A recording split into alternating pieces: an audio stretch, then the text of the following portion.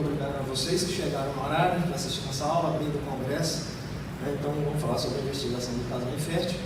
E, primeiro, quando vocês estão com um paciente, uma paciente que ainda não tem prole constituída, mesmo que não queira engravidar naquele momento, a gente tem que fazer uma pergunta. Ela tem desejo reprodutivo atual? Bem, se essa paciente ela não tem desejo reprodutivo atual, a gente vai pensar, será que a gente não deve considerar congelar os ovos dessa paciente? Não deixar para indicar um congelamento de ovos quando essa paciente tem 40 anos e o congelamento já não tem uma boa eficácia. Então, sempre pensar nisso aqui, no congelamento de ovos, mesmo se ela não tem desejo atual reprodutivo. Agora, se ela tem desejo atual, então ela quer engravidar agora, a gente vai fazer alguns questionamentos em relação à idade dela e ao tempo de tentativas. Então, ela está tentando há mais de um ano e ela está abaixo de 35 anos. Se ela tem entre 35 e 39 anos e ela está tentando há mais de 6 meses, está na hora de investigar. Se ela tem 40 anos ou mais, também seria o momento de investigação, seria imediato. E se por acaso ela já traz algum fator de infertilidade, algum fator de risco para a infertilidade, por exemplo, ela já fez uma quimioterapia, o marido já fez uma quimioterapia, ela tem um passado de doença inflamatória pélvica, talvez valha a pena a gente adiantar essa investigação. Agora, caso negativo, então ela começou a tentar agora, ela é jovem, vamos esperar e vamos dar algumas orientações, como o Bruno vai falar posteriormente. Então, sobre hábitos de vida, então perda de peso, suspender tabagismo, iniciar um ácido fólico, rotinas laboratoriais, vamos solicitar para essas pacientes, as sorologias, ver se a gente não tem que orientar a vacinação para rubéola, hepatite, fazer uma ultrassonografia para avaliação do útero e ovários e coletar, então, o Papa Nicolau.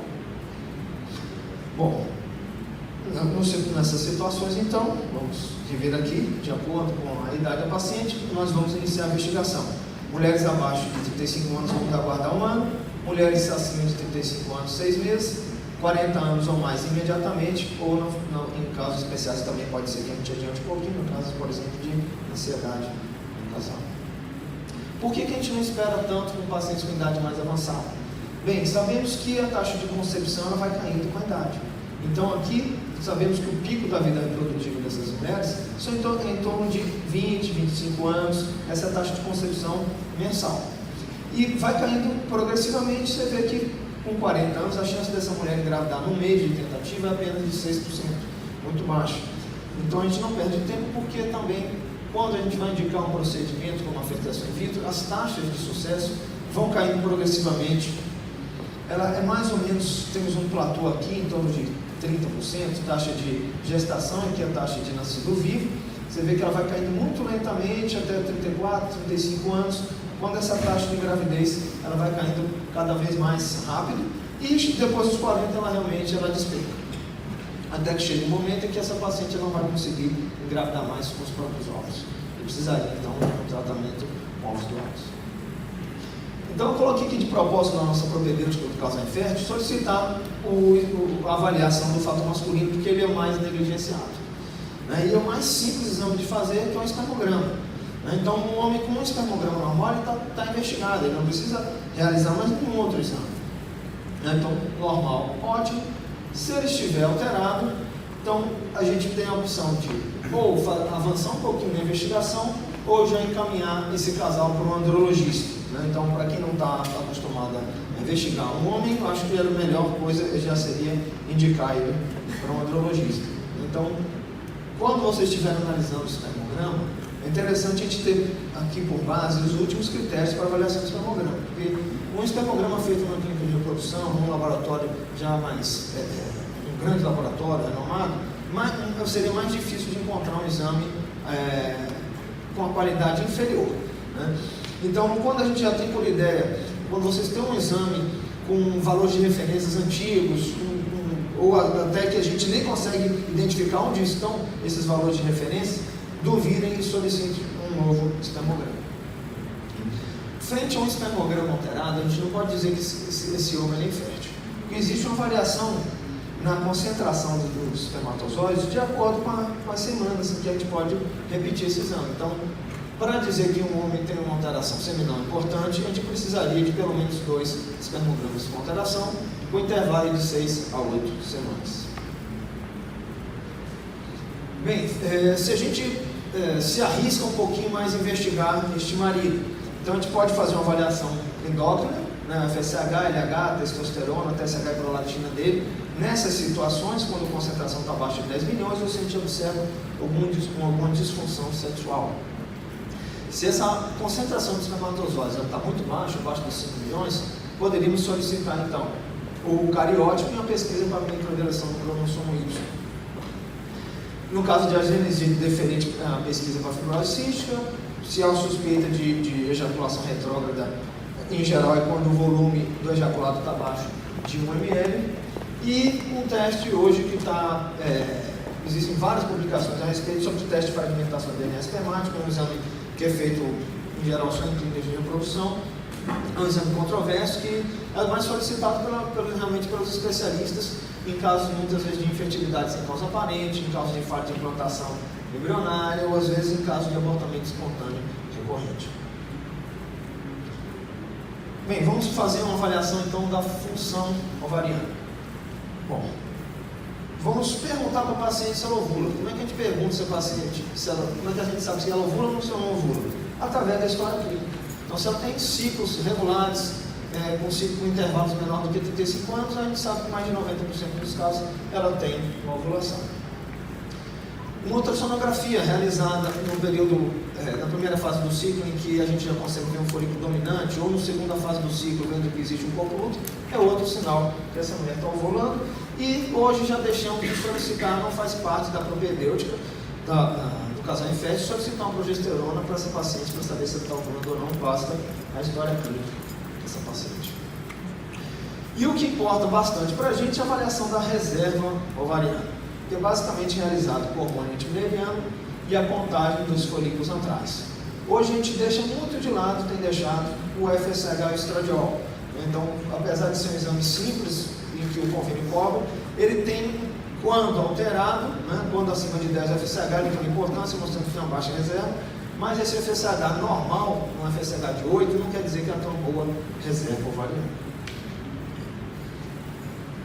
Então, aqui uma ecografia, um ovário mostrando os folículos antrais. Então, quando a gente observa esses inúmeros folículos antrais, sabemos que ela tem milhares de folículos primordiais. Então, a paciente com uma boa reserva ovariana. Em geral, esse exame é feito entre o segundo e o quinto dia da menstruação. Mas aproveitamos em qualquer momento que ela vai numa consulta para fazer ultrassom e fazer essa contagem. Então, a contagem dos folículos antrais vai caindo ao longo da vida e nós consideramos o número de 11, a soma dos folículos antrais de ambos os ovários. Né? Então, em torno de 11, se a gente olhar a média, essa paciente estaria com 41 a 42 anos de idade. E o outro exame, para a avaliação da reserva ovariana, então são dois importantes, contagem dos folículos e o antimileriano. A dificuldade do antimileriano é que é um exame particular, os planos de saúde não cobram, ele custa entre 400 e R$1.000. Então, a gente só solicita em situações especiais, ao meu ver. Então, o antimileriano ele é produzido pelos folículos primários, até folículos por volta de 10 milímetros, e ele vai caindo a sua produção ao longo da vida, né? E ele é considerado por muitos o melhor biomarcador para predizer uma má resposta ovariana ou uma resposta excessiva em ciclos de fertilização in vitro. Porém, a gente não pode dizer que tanto a contagem dos folículos antrais quanto o hormônio antimileriano está associado à qualidade dos ovos. Então, a paciente com baixa reserva ovariana, a gente pode dizer que esses ovos seriam ruins, principalmente quando a gente está frente a um paciente jovem. Bem, então, o hormônio antimileriano, ele, como a gente falou, ele vai caindo ao longo da vida, e aí a gente considera um nanograma por ml o valor de referência para dizer quem teria uma boa resposta na fertilização in vitro ou uma má resposta, um exame normal ou anormal. Bem, vamos analisar então a anatomia do aparelho reprodutor. Basicamente, ultrassonografia e a esterossalpingografia. Então, na transvaginal, na ecografia transvaginal, vamos avaliar a integridade uterina.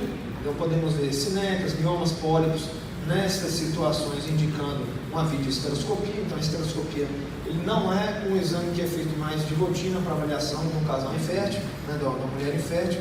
Ele só é solicitado em situações especiais. A ecografia ainda pode mostrar algumas malformações minerianas e hidrossalpingia.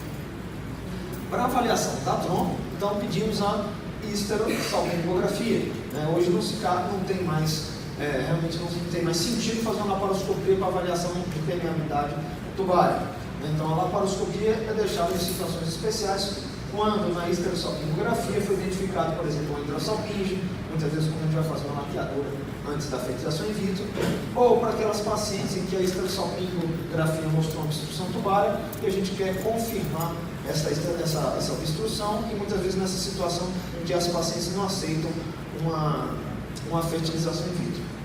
Então a histerosalpingografia ainda permite também uma avaliação da cavidade uterina, mostrando algumas alterações que levaria à indicação da histeroscopia. Bom, então, lembrando que a avaliação do aparelho reprodutor feminino é basicamente ultrassom e histerosalpingografia. E apenas quando esses exames estão alterados, estaria indicado ou uma histerossonografia para avaliação da cavidade uterina, ou a histeroscopia para confirmar o diagnóstico dessa alteração da cavidade e já tratar, e a videolaparoscopia em situações mais específicas. Bom, já finalizando aqui nossa aula, então, propedêutica, lembrar, solicitar sempre a avaliação do fator masculino com espermograma. Numa situação em que essa paciente, ela, mesmo que ela não esteja buscando ainda um tratamento para engravidar, ou esteja tentando engravidar naquele momento, é bom também a gente perguntar para essa paciente se o marido dela já fez algum espermograma. Porque 10 a 15% dos homens têm alguma alteração seminal e às vezes até azoospermia. E por muito tempo a gente fica utilizando anticoncepcional nessa paciente, às vezes até insere um DIU, sem saber se o marido tem capacidade de fazer com que ela engravide. Então é bom sempre ter pelo menos um espermograma normal. Avaliação da função ovariana, da ovulação, história clínica, avaliação da reserva ovariana. Como hoje, basicamente, a contagem de folículos antrais, quando bem feita, ela é o suficiente, não há necessidade de solicitar o hormônio antimineriano.